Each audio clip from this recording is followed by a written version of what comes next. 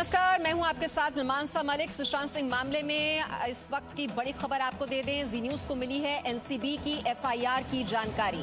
NCB की FIR में drugs की खरीद फरोख्त और उसके इस्तेमाल का जिक्र है। एफआईआर में रिया के चैट में ड्रग्स के इस्तेमाल का भी जिक्र मिलता है। एनडीपीएस एक्ट के कई धाराओं में मामला दर्ज किया गया है। नारकोटिक्स कंट्रोल ब्यूरो के जो अधिकारी हैं वो इस वक्त शोविक और सैमुअल, जिनकी गिरफ्तारी कल हुई थी, उनको कोर्ट में लेकर गए हैं, जहां पर अब 4 से 6 दिन की रिमांड की कोशिश की जा रही है। कोर्ट में इस वक्त बहस जारी है और एनडीपीएस एक्ट के कई धाराओं में मामला दर्ज हुआ है। अब जो रिया के जो व्हाट्सएप चैट्स हैं उसका भी जिक्र मिला है कि उसके खिलाफ भी सबूत हैं कि ड्रग्स की खरीद फरोख्त और उसके सेवन में उसकी संलिप्तता पाई गई है। आपको बताते हैं कैसे एनसीबी के चक्रव्यूह में रिया और उसका ड्रग्स वाला भाईचारा फंसा हुआ है। मुखबिरों से जानकारी जुटाई गई है। जैद विलात्रा, बसत परिहार, ये ड्रग पेडलर्स की गिरफ्तारी इस मामले में हो चुकी है। शोविक, सैमुअल की भी गिरफ्तारी हो चुकी है और अब सवाल ये है कि इनकी गिरफ्तारी के बाद क्या अब रिया की गिरफ्तारी होने वाली है। रिया से पूछताछ की जाएगी, उस पर शिकंजा कसता हुआ दिखाई दे रहा है।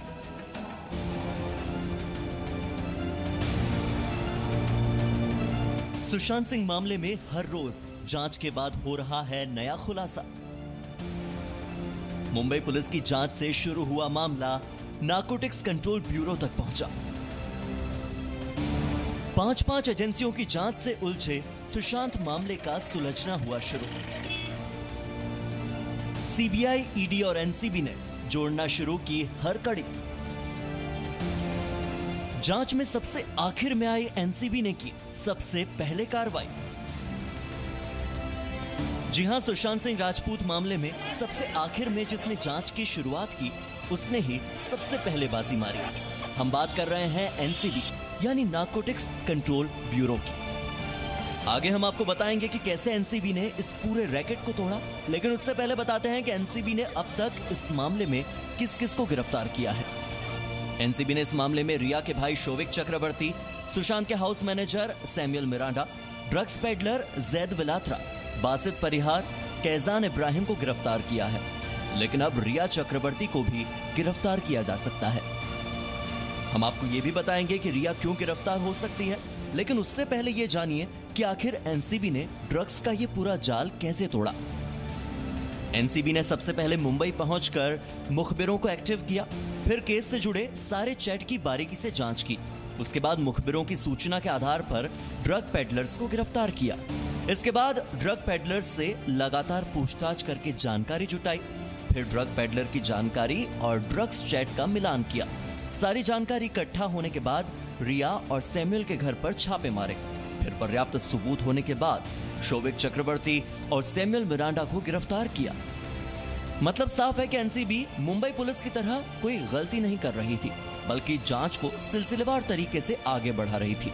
सुशांत सिंह के पिता के सिंह के वकील विकास सिंह ने भी यही आरोप लगाया है कि मुंबई पुलिस कैसे चीजों को छिपा रही थी। एनसीबी ने अरेस्ट किया है, उससे बड़ा क्लियर होता है, बड़ा स्पष्ट होता है कि मुंबई पुलिस क्या क्या चीज छुपाना चाह रही थी। इस एनसीबी के अरेस्ट से ये एक ड्रग एंगल भी निकल के आया है, जो कि परिवार को उसके बारे में पता भी नहीं था और एफआईआर में इसके बारे में कोई जिक्र भी नहीं है।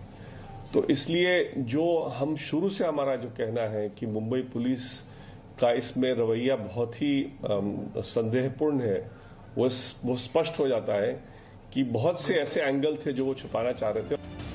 चलिए अब आपको बताते हैं कि रिया की गिरफ्तारी क्यों तय है। अभी तक जांच में रिया चक्रवर्ती के भी कई सारे चैट्स सामने आए हैं और अगर चैट की बात करें तो रिया चक्रवर्ती और गौरव आर्या के बीच चैट है और गौरव से रिया ड्रग्स मांग रही है। एक और चैट रिया और सैमुअल मिरांडा के बीच हुई है, जिसमें सैमुअल का ड्रग्स खत्म होने का जिक्र है और शोविक के दोस्त से ड्रग्स लेने की बात भी कही गई है। एक ग्रुप चैट भी है जिसमें रिया, सैमुअल और शोविक ड्रग्स को लेकर बात कर रहे हैं। इसमें कई ड्रग्स को लेकर जानकारी शेयर की जा रही है और सैमुअल ड्रग्स की तस्वीरें भी शेयर कर रहा है। रिया और शोविक के बीच भी एक चैट सामने आई है जिसमें रिया ने शोविक को ड्रग्स का इंतजाम करने को कहा है और साथ ही शोविक ने भी ड्रग्स का इंतजाम करने की बात कही है।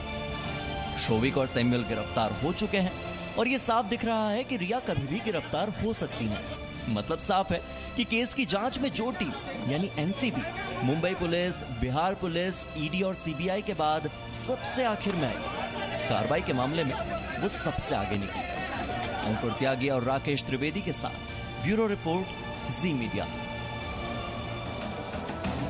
तो देखिए, सुशांत केस में ये जांच का पूरा चक्रव्यूह है। जो 3 एजेंसियां हैं वो मिलकर इस जांच को आगे बढ़ा रही हैं, एनफोर्समेंट डायरेक्टोरेट, सीबीआई और एनसीबी।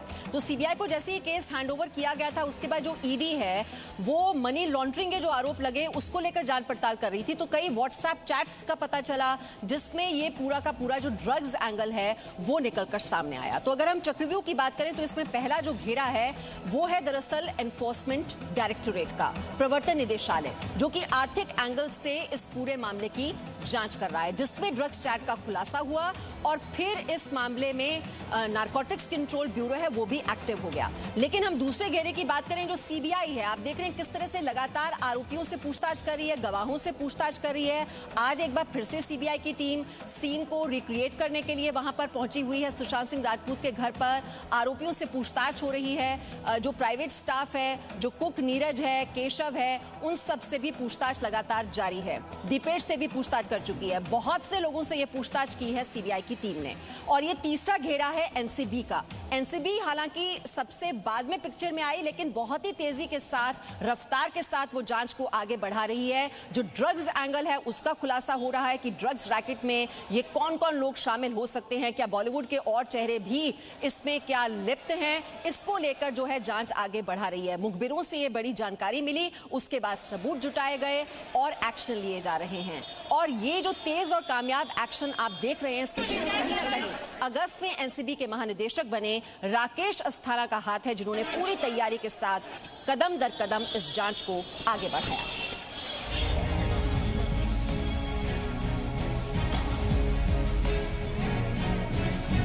क्या नारकोटिक्स कंट्रोल ब्यूरो की जांच से सुशांत केस का सुलझना हुआ आसान?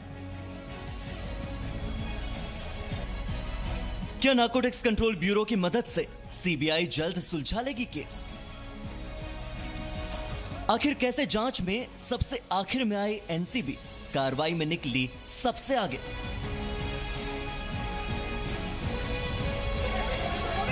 जानिए कैसे पर्दे के पीछे एनसीबी महानिदेशक ने तोड़ा ड्रग्स का जाल। देश के एक बड़े हाई प्रोफाइल केस को सुलझाना आसान नहीं होता, किसी नतीजे पर पहुंचना आसान नहीं होता, किसी को गिरफ्तार कर लेना इतना आसान नहीं होता। सुशांत केस में एनसीबी जिस तरह से धीरे धीरे आगे बढ़ी और गिरफ्तारियां की, वो काबिले तारीफ है। सबसे पहले आपको हम बताते हैं कि अब की गिरफ्तारी को लेकर एनसीबी ने क्या कहा है। मुंबई में एनसीबी की टीम का नेतृत्व कर रहे केपीएस मल्होत्रा ने बयान दिया है कि सबूतों के आधार पर शोविक और सैमुअल की गिरफ्तारी की गई है। जब्त किए गए सामान और चैट के आधार पर इन दोनों की गिरफ्तारी हुई है।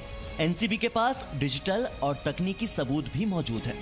एनसीबी ने पाया कि सैमुअल और शोविक जैद और उसके साथियों के साथ ड्रग्स पेडलिंग की कड़ी में शामिल थे।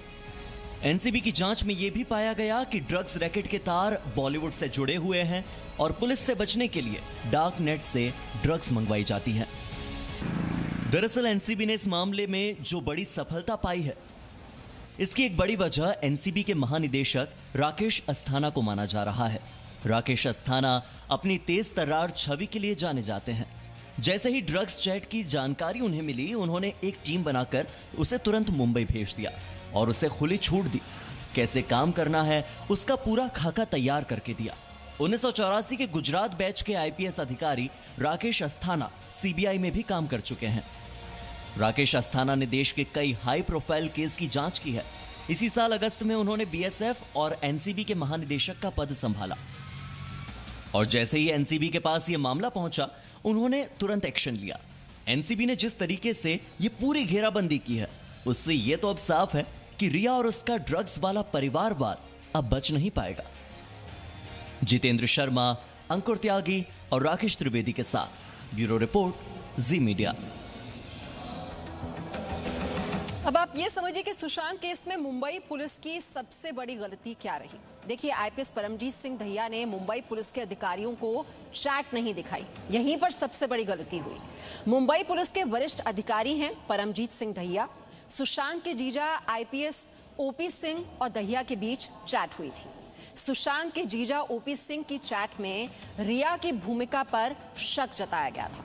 चैट देखकर नेपोटिज्म के एंगल पर नहीं होती जांच, अगर ये चैट जो हुई थी इन दोनों के बीच, अगर इसको शेयर कर लिया जाता और आगे मुंबई पुलिस को इस दिशा में आगे बढ़ने के लिए कहा जाता तो ये नहीं होता।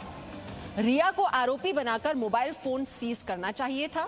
ड्रग पेडलर्स के डिलीट हो चुके फोन नंबर का पता चल जाता और ये जो ड्रग्स रैकेट जो अब निकलकर सामने आ रहा है वो मुंबई पुलिस अगर सही दिशा में जांच करती तो ये कहीं पहले सामने आ जाता।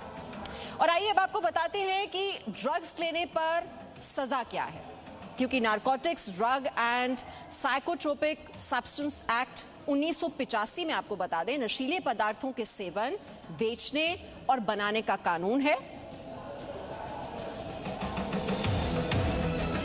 गलती मानने और आगे नहीं लेने पर सजा नहीं है। तो ये कानून क्या कहता है ये समझिए आप। 15 से 20 दिन तक सुधार गृह भेजने का इसमें प्रावधान है। कम मात्रा में ड्रग्स लेने पर 1.5 साल तक की सजा का प्रावधान है। कम से कम 10 साल से 20 साल की सजा का प्रावधान है। तो ड्रग्स लेने पर कितनी सजा हो सकती है ये आप इस वक्त देख रहे हैं जानकारी, जो कि बहुत अहम हो जाती है, क्योंकि हम देख रहे हैं किस तरह से ये नए नए किरदार जिन्हें अब आज अदालत में पेश किया जा रहा है और अब सजा कितनी सुनाई जाती है इस पर सबकी नजर है। आज सुशांत के पिता के वकील ने भी मुंबई पुलिस की जांच पर सवाल उठाया है, सुनिए उनकी बात। एनसीबी ने अरेस्ट किया है, उससे बड़ा क्लियर होता है, बड़ा स्पष्ट होता है कि मुंबई पुलिस क्या क्या चीज छुपाना चाह रही थी। इस एनसीबी के अरेस्ट से ये एक ड्रग एंगल भी निकल के आया है, जो कि परिवार को उसके बारे में पता भी नहीं था और एफआईआर में इसके बारे में कोई जिक्र भी नहीं है। तो इसलिए जो हम शुरू से हमारा जो कहना है कि मुंबई पुलिस का इसमें रवैया बहुत ही संदेहपूर्ण है, वो स्पष्ट हो जाता है कि बहुत से ऐसे एंगल थे जो वो छुपाना चाह रहे थे और क्या क्या छुपाना चाह रहे थे धीरे धीरे जैसे इन्वेस्टिगेशन होगा पता चलेगा। तो ये आप सुन रहे थे सुशांत सिंह राजपूत के पिता के वकील जो कह रहे हैं कि मुंबई पुलिस बहुत कुछ छिपाने की कोशिश कर रही थी, लेकिन वो सब अब एंगल्स निकलकर सामने आ रहे हैं। एक छोटे से ब्रेक के लिए रुक रहे हैं, लौटते हैं। Presenting B News app available on Google Play and App Store. Download it now.